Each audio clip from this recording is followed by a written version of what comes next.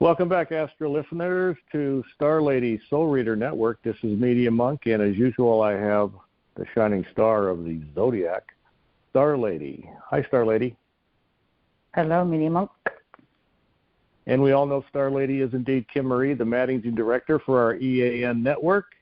EA continues to provide the finest materials to study evolutionary astrology, and yet we also have a lot of other streaming videos and audios and PDFs for anybody at any level in their effort to understand more about evolutionary astrology. Just go to www.evolutionaryastrology.net. That's a pretty long one, so you're going to want to bookmark it once you get there. And or call 1-605-348-5111 to maybe schedule your personal session with Kim Marie or Star Lady. And you can also ask Media Monk any questions about the EA course or other stuff on the website by emailing me at mediamonk@evolutionaryastrology.net. So lots of ways to get in touch with us, as is our New Moon, Full Moon podcast. So here we are in a New Moon, Virgo. I'll turn it over to you, Star Lady.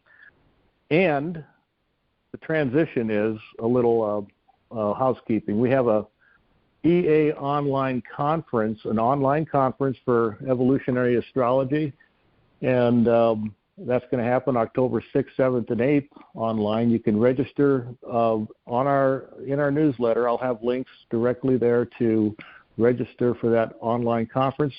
Star Lady, by the way, will be speaking on the 7th of October in that conference. You can also receive a nice discount for your enrollment. So, again, you got to kind of be on our EA newsletter to get those links. We'll have them out there and available, or you can just shoot me an email and I'll get them to you directly if that works better. So turn it over to you, Star Lady. All right. Thank you very much. And one more thing about the online conference. You can get a 10% registration discount with the coupon Pluto. All right.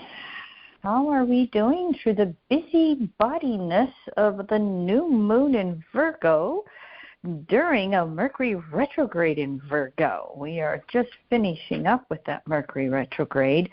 But first of all, we're going to have that new moon, September 14th at 22 degrees Virgo, new moon of Virgo. I discern with intuitive wholeness. I've been saying to various people on the phone, because the phone's been ringing, and I'm going, yes, it's a little chaotic, it's a little busy, it's a little, you thought you had this figured out, and now there's new things to consider, and I'm just going, take a deep breath, step back, and things will calm down. And Mercury goes direct the day after the new moon, September 15th. And so next week will be a little better, and the week after that will be a little better. Do your best to just move through the details that are arising. But when you get into the frustration or the anger or the overwhelm, this new moon is making oppositions to Neptune retrograde. The week after the new moon, on September 19th, Sun makes the opposition to Neptune retrograde at 26 degrees Virgo Pisces. This is the highlight of the Neptune retrograde cycle.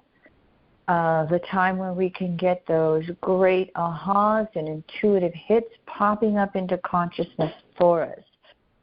Neptune, as the three outer planets all do, or four if you include Chiron, they have a 5-month retrograde cycle. And this year Neptune is retrograde from 28 to 25 degrees Pisces. It is finishing up its 14-year cycle through Pisces, and it's a 165-year cycle through the zodiac. And so this can be a very potent new moon in Virgo because, even though they're in the underworld, moon's in this underworld behind the sun, so to speak, they having that opposition to Neptune can be together, shining the light on Neptune shedding old beliefs, deep, old, unconscious beliefs that through Neptune retrograde become more conscious. And so, again, when we're just overwhelmed with details in our world, is to just back off and find that quiet time with Neptune and let our own higher self or inner voice or intuitive messaging come through and say, this is what's important. This is your priorities.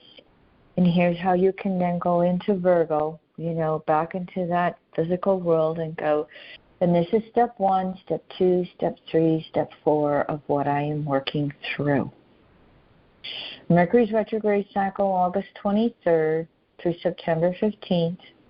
It went retrograde at 22 Virgo. It goes direct at 8 Virgo within orb of opposing Saturn retrograde in Pisces. Saturn isn't going to go direct yet here for another couple of months here, not till the beginning of November. But that Mercury retrograde is going to be just like the new moon retrograde to Neptune. Virgo, Pisces, Virgo, Pisces, Virgo, Pisces. All right? How do we have one foot in our practical world, one foot in front of another, as Jeffrey Green used to say, the centipede that just keeps moving, and as long as we keep moving, and what detail can I handle that feels the easiest to do to get that off my plate? Okay, what's the next detail to handle to get the easiest, that feels easiest to get off my plate? One foot in front of another is balanced with taking time to rest. Virgo work, Pisces rest. And so we have to balance that physical world and the non-physical world. We have to balance the practical energy with the deepest levels of intuitive energy. And again, with the Sun-Neptune opposition, the highlight of Neptune's retrograde cycle, we really want to be reaching for the deepest levels of understanding we can have with our belief systems. The more we have our own sense of how the universe works, the more we can be at peace with ourselves through the busyness, through the chaos. That's the theme. Now, the other thing that comes in with this new moon at 22 degrees Virgo is the fact that the Sun is making a grand trine with Uranus retrograde Taurus, Pluto retrograde Capricorn. The moon makes that grand trine as well.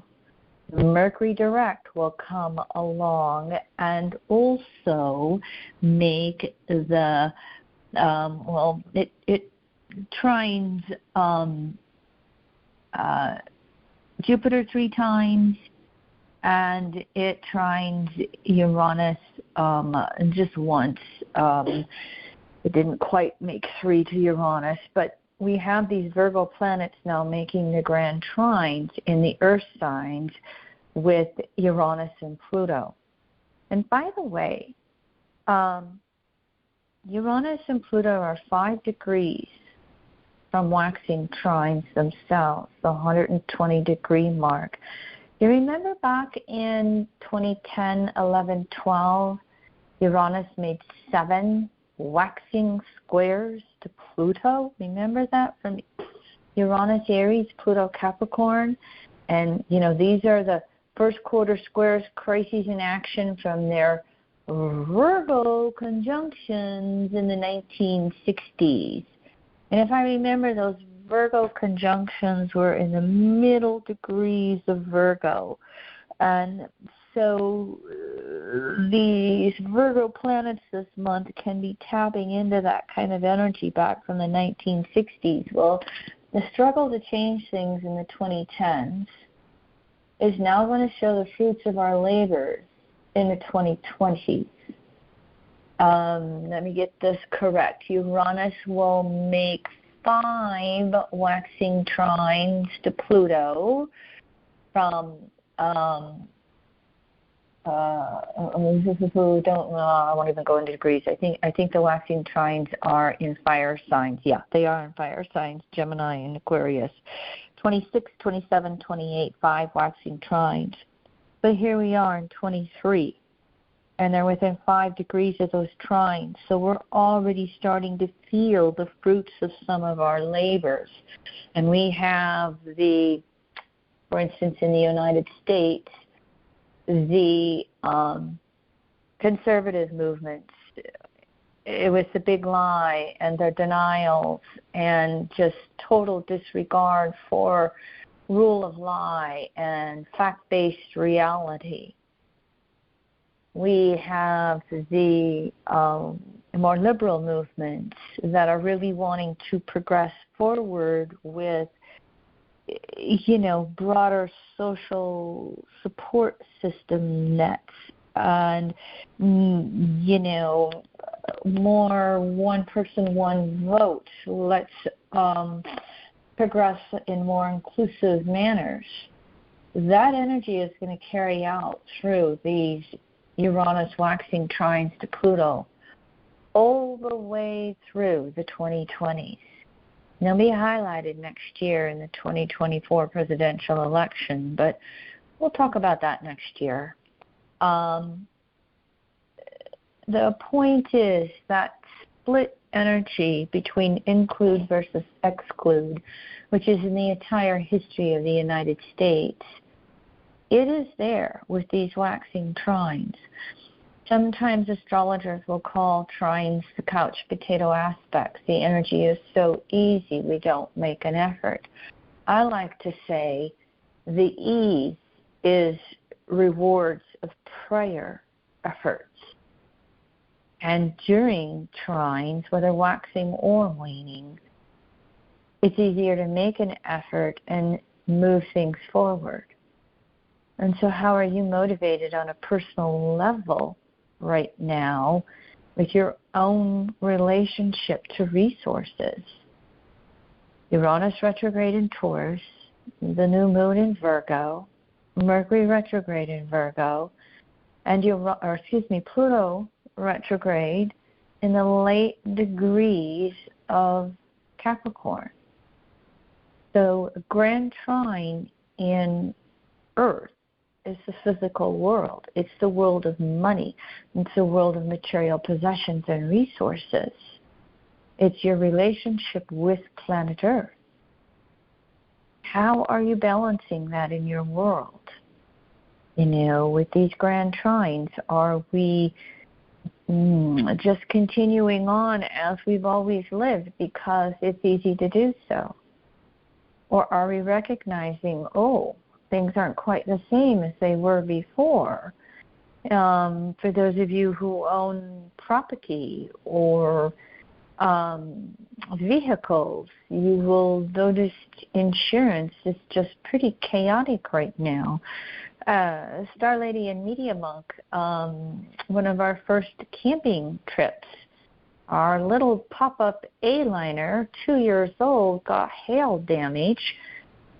So did Media Monk's very nice SUV that we have now fully paid for.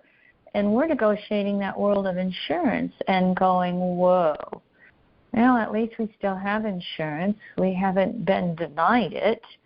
But, that world of resources is changing behind the scenes, trines, left and right all over the place. And so you might want to be paying attention through these new moon grand trines with sun, with moon on the new moon day, and then with Mercury through the rest of September, early October. There can be things coming on. It doesn't mean everything is a disaster. If you've made prior efforts to be self-responsible or collectively responsible in the material world, things can come into fruition.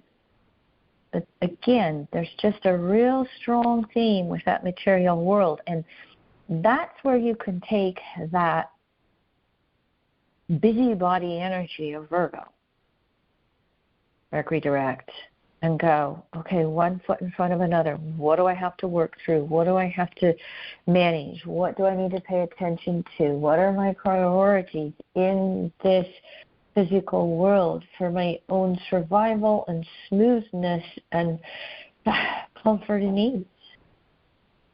And that's what is going to be a little bit of the aha going on for us. And in the midst of all this, Venus freshly direct September 3rd, 12 degrees Leo, is now making its third passage through Leo up into 28.5 degrees. And Venus is going to make the third and final waxing square to Jupiter, September 17th, 15 Leo Taurus. It's going to make the third and final waxing square to Uranus, September 29th, 23 degrees Leo Taurus.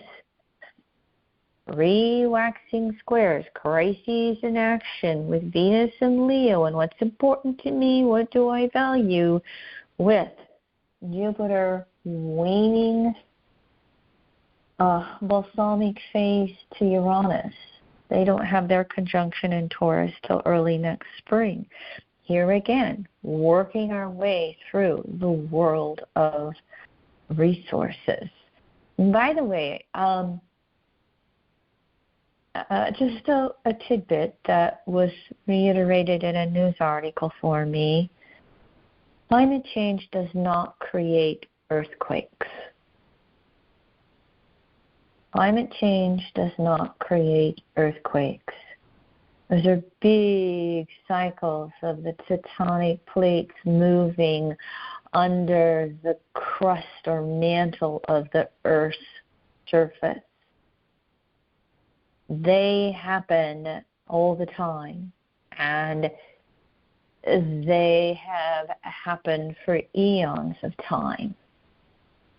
But they come into the mix through our climate change, human exacerbated events, and they can mix up with that, and we can all perhaps sense or feel an unease in the physical world, the grand trines in Earth.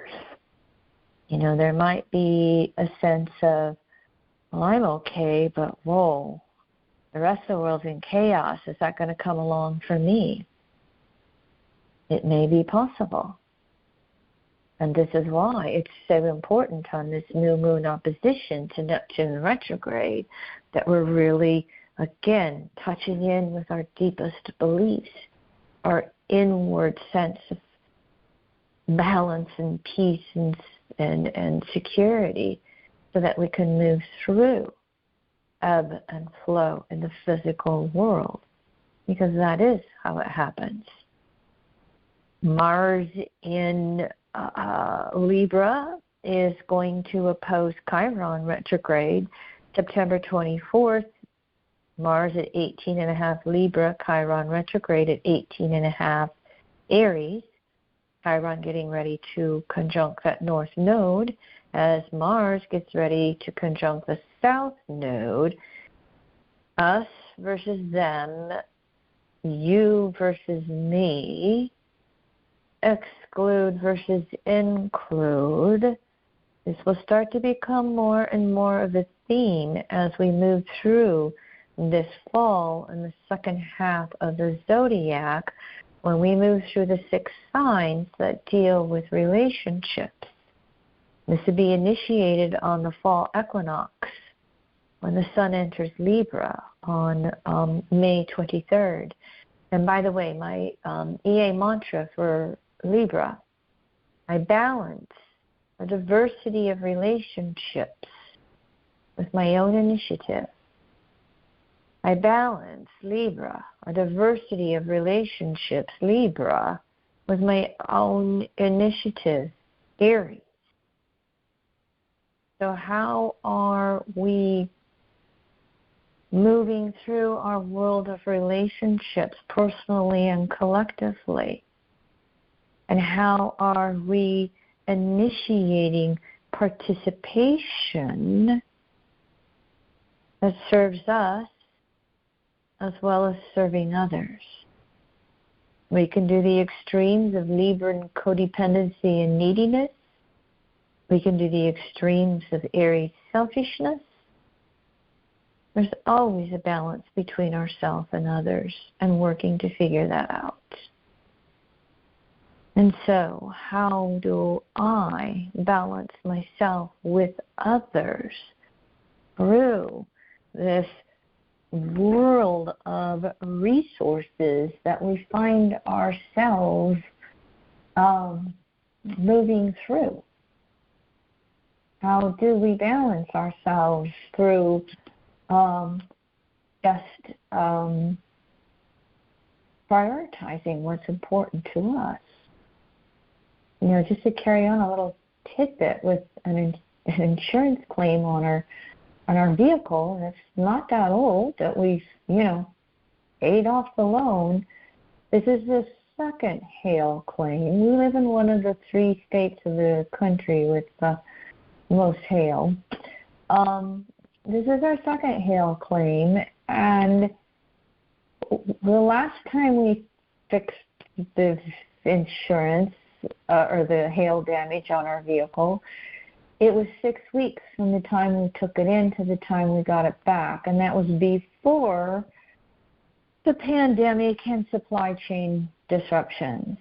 Now they're telling us, well, we'll probably need your vehicle for a month. And we're looking at each other going, translation, that means they're going to have it at least 2 months.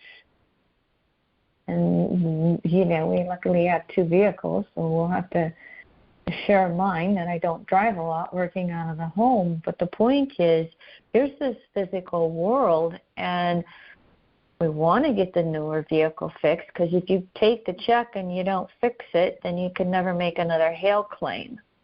So we will get it fixed. And okay, so we're going to be without this vehicle for a while. We all could be having various ways in which our relationship with the physical world, our relationship with our resources, our vehicles, our home, and everything else that we physically work with, it can, have its ebbs and flows. It starts and stops. The grand trine with the new moon in Virgo is only going to last for, a day with the moon and a week with the sun. It's, going to take the other planets moving through Virgo, Mercury and Venus. They'll have a little interaction, but the trines don't follow for the traditional astrology. Everything is just all beautiful and smooth and harmonious and hunky-dory. No, they could be carrying forward, again, prior efforts and prior energies. We can reach ahas about things. For us it's going, so we've got to find inner peace with releasing our vehicle for a few months. And as we do, get a little religious, Neptune retrograde in Pisces, about putting every appointment down in the day-timer so we know who's doing what and when, and who's going to need this vehicle when for what. I think you'll get the message of what I'm trying to say here. There will be areas in which our relationships with the physical world and the world of resources could be smooth, easy, rewarding. And there could also be those time periods where our relationship with the physical world and the resources is somewhat frustrating. Venus, Leo waxing squares to Jupiter and Uranus in Taurus.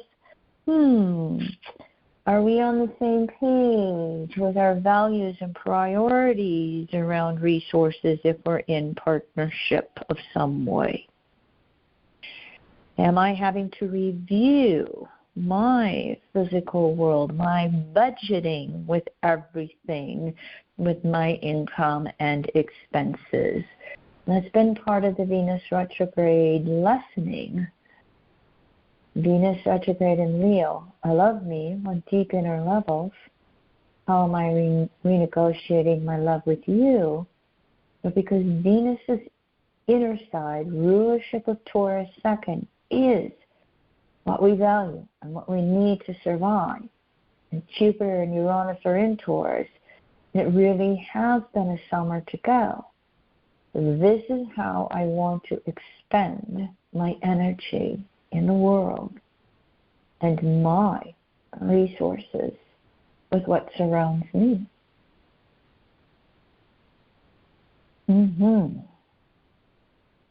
Medium monk. Oh, that's a big aho. Yeah, a lot going on. Pretty busy time. I can feel us turning the corner, the Virgo corner, into Libra, where resource allotments and resource appreciation might shift into deeper appreciation of our own relationships in life. So, it's thank you for the information and the research. Again, join us for the EA online conference, October 6th, 7th, and 8th. Get the link in our Astro newsletter. Email Media Monk if you need to get it externally for any reason. You will get the 10% discount by using the coupon code Pluto. So with that, and until next full moon, move with joy and passion on this inner resource journey to the core of our souls. Thanks for listening, everyone.